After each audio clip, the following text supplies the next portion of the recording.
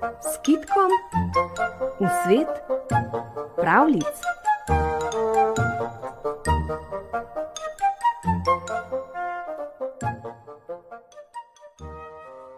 V Skrilah je živela stara lisica.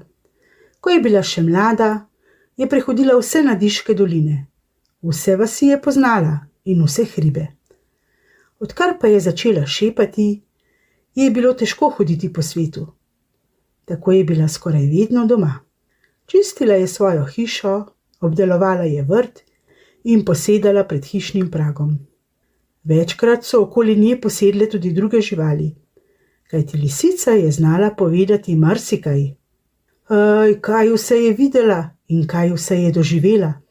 Nekoč je v Bečah ukradla kokoš, ki je bila tako debela, da je še nesti ni mogla. Nekoč je v Nadiži lovila ribe, pa jo je prestrašila jegulja. Nekoč so ji ušli mladički, šele tam v dolincah jih je našla. In takrat, ko jo je lovec ustrelil v noge, komaj je ušla njegovim hitrim psom. Tako je govorila in luna je sijala in zvezde so se bleščale na nebu. Nekega večera, ko je spet pripovedovala svoje pravljice, pa je nazadnje rekla: Jutri bo moj god, a jaz imam le malo živeža. Ne bom vas mogla pogostiti, tako kot druga leta. Kaj hočem, stara sem, težko mi je hoditi naokrog. Saj mi ne zamerite. No, že dobro, so odgovorile živali. Kaj bi nas stregla, raje si odpoči. Saj ni nihče lačen. In so jo pozdravile in odšle spat. Naslednjega dne je lisica vstala in kot ponavadi zalila svoj vrt in rože. Čudno, povsod je bilo vse tiho.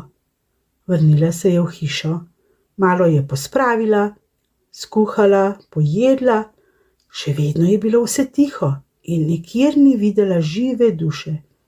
Le kje so vsi? Se je čudila lisica. Pogledala je pod hrast, jazbeca nikjer. Pogledala je na kostanj, polha nikjer. Pogledala je na bukev, nikjer nobene ptice. Nekam so odšli, si je rekla lisica. Vsi so odšli, pa mi ni nihče nič povedal. Čisto so pozabili name. In se je žalostna vrnila v hišo. A ko se je spustila noč, je okoli njene hiše začelo nekaj ropotati. Počasi je odprla vrata in pred hišo zagledala vse svoje prijatelje. Jazbec, polh, sova, zajec, medved, volk, veverica, jelen, srnak, vsi ptiči, vsi so prišli za njen god. Na travi je ležala kraljevska večerja. Bilo je vseh vrst mesa, potica, štrukli, sadje, čokolada in vseh vrst vina. Okrog in okrog so letale kresničke in svetile, kot da je dan. Ptiči so peli in godci so godli, lisica pa je bila tako vesela, da še govoriti ni mogla. In so jedli, pili in plesali, dokler niso ugasnile zadnje zvezde. Šele takrat so šli spat. Lahko si mislite, kako sladko je zaspala lisica.